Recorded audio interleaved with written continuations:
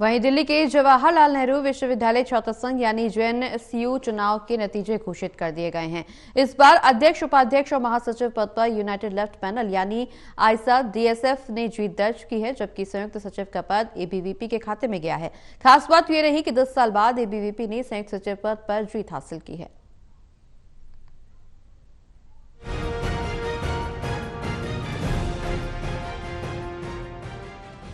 दिल्ली के जवाहरलाल नेहरू विश्वविद्यालय छात्र संघ यानी जेएनयू-एसयू चुनाव के नतीजे घोषित कर दिए गए हैं और इस बार अध्यक्ष, उपाध्यक्ष, महासचिव पद पर यूनाइटेड लेफ्ट पैनल यानी आईसा डीएसएफ ने जीत दर्ज की है और जबकि संयुक्त सचिव का पद एबीवीपी के खाते में गया।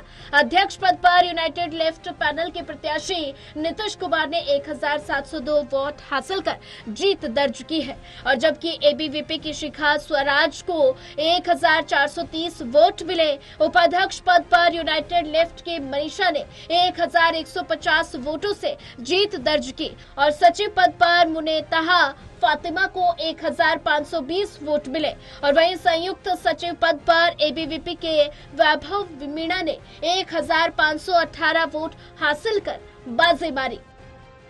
जेएनयू छात्र संघ के चुनावों के परिणाम सबके सामने आ चुके हैं, जिनमें से 4 अहम पद यानी जो सेंट्रल सीट्स होती हैं उसमें से 3 में एक बार फिर से यूनाइटेड लेफ्ट समर्थक ने बाजी मार ली है और एक पद यानी जॉइंट सेक्रेटरी का जो पद है वो एबीवीपी के कैंडिडेट वैभव मीणा ने अपने नाम किया है। वहीं बात करें अगर अध्यक्ष पद की, तो अध्यक्ष पद का चुनाव जो है आईसा के नीतीश कुमार यादव ने जीता है और इसी प्रकार जो 3 अलग अलग पद है, उपाध्यक्ष या फिर जनरल सेक्रेटरी, ये तीनों पद भी जो है यूनाइटेड लेफ्ट समर्थक है, गठबंधन है, उन्होंने अपने नाम किया है।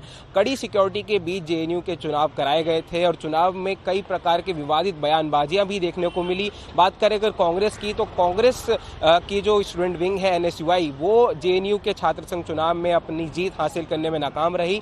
तस्वीर आप देखेंगे तो जवाहरलाल नेहरू यूनिवर्सिटी के बाहर हमारी मौजूदगी है, जहां पर कड़ी सुरक्षा के बीच चुनाव कराए गए थे।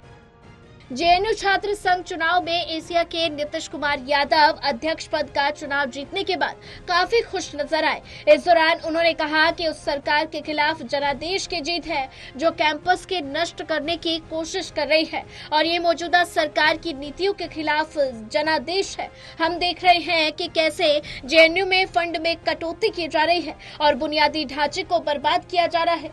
ऐसी विनाशकारी नीतियों के खिलाफ एक कड़ा संदेश है। सरकार को कार्रवाइयों को रोकना चाहिए और जेएनयू को वो देना शुरू कर देना चाहिए जिसका वो हकदार है। ये उस मैंडेट की जीत है जो लगातार सरकार इस कैंपस को बर्बाद करने की कोशिश कर रही है। ये उसके खिलाफ, उस सरकार के खिलाफ एक मैंडेट है। हम देख रहे हैं कि जेएनयू में जिस तरीके से फंड को काटा जा रहा है, इंफ्रास्ट्रक्चर को बर्बाद कर दिया गया है, जिस तरीके से हम फाइनेंशियल ऑटोनॉमी के नाम पे देख रहे हैं कि विश्वविद्यालय को ये बोला जा रहा है कि अपना फंड आप खुद जनरेट कीजिए। ये सरकार की उस तमाम पॉलिसी पे तमाचा है कि आप ऐसी चीजों को करना बंद करिए और जेएनयू जिस चीज का हकदार है उसको ये सरकार देना शुरू करे। कैसे 2015-16 में एक पोस्ट एबीवीपी जीता था और उसने जेएनयू को बंद करने की बात की थी। हम वहां पर खड़े होकर के बोल देना चाहते हैं कि यदि जीता हुआ ज्वाइंट सेक्रेटरी एक शब्द भी जेएनयू के खिलाफ बोलेगा, यदि वो एक शब्द भी जेएनयू को बंद करने की कोशिश करेगा, तो तमाम जेएनयू का स्टूडेंट खड़ा होगा और उनको नेस्तनाबूद कर देगा।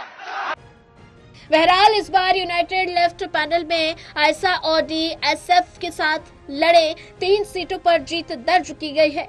वहीं आईसा से अलग होकर एसएफआई और एआईएसएफ ने 2 अन्य संगठनों के साथ मिलकर नया पैनल बनाया, लेकिन वे तीसरे स्थान पर रह गए। चारों सीटों पर यूनाइटेड लेफ्ट और एबीवीपी के बीच सीधी टक्कर रही, जिसमें एक सीट एबीवीपी ने अपने नाम कर ली। तो कुल मिलाकर जेएनयू छात्र संघ चुनाव में यूनाइटेड लेफ्ट ने 3 अहम पद अपने नाम किए हैं और जबकि एबीवीपी ने संयुक्त सचिव पद के साथ काउंसलर स्तर पर भी बड़ी बढ़त बनाई है।